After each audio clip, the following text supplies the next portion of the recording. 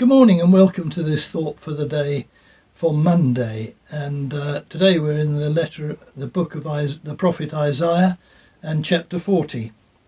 Comfort, comfort my people, says your God. Speak tenderly to Jerusalem and proclaim to her that her hard service has been completed, that her sin has been paid for, that she has received from the Lord's hand double for all her sins. The voice of one calling, in the desert, prepare the way for the Lord. Make straight in the wilderness a highway for our God. Every valley shall be raised up, every mountain and hill made low. The rough ground shall become level, and the rugged places a plain. And the glory of the Lord will be revealed, and all mankind together will see it.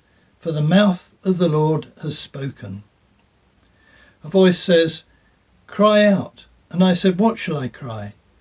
All men are like grass, and their glory is like the flower of the field. The grass withers and the flowers fall, because the breath of the Lord blows on them. Surely the people are grass. The grass withers and the flowers fall, but the word of our God stands forever. You who bring good tidings to Zion, go up on a high mountain, and you who bring good tidings in Jerusalem, lift up your voice with a shout. Lift it up, do not be afraid. Say to the towns of Judah, here is your God. See, the sovereign Lord comes with power. His arm rules for him. See, his reward is with him, and his recompense accompanies him. He tends his flock like a shepherd. He gathers the lambs in his arms and carries them close to his heart. He gently leads those that have young. It is said that hindsight is a wonderful thing, and certainly when we look at the prophecies of the Old Testament, we can see them with the benefit of hindsight and see the full layers of fulfillment in history that, of course, his original hearers could not see. And this chapter 40 of Isaiah represents a change of tone from the first 39 chapters, which seem to be set in the same time as Micah and Hosea and Amos, as they gave dire warnings about the consequences of ignoring God. And we know, of course, that the Babylonians came and sacked Jerusalem and carried people off into exile. And these chapters from verse 40 seem to be set in that time of exile, which has led people to wonder whether there were in fact more than one Isaiah as authors of this book. And as we look at this passage, it is a great passage of promise, and we see familiar themes within it.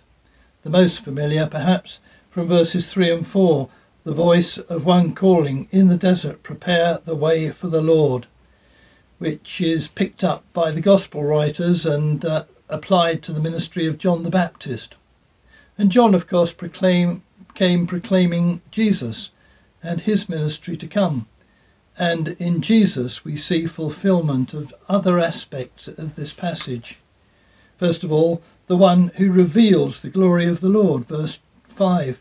And the glory of the Lord will be revealed, and all mankind together will see it.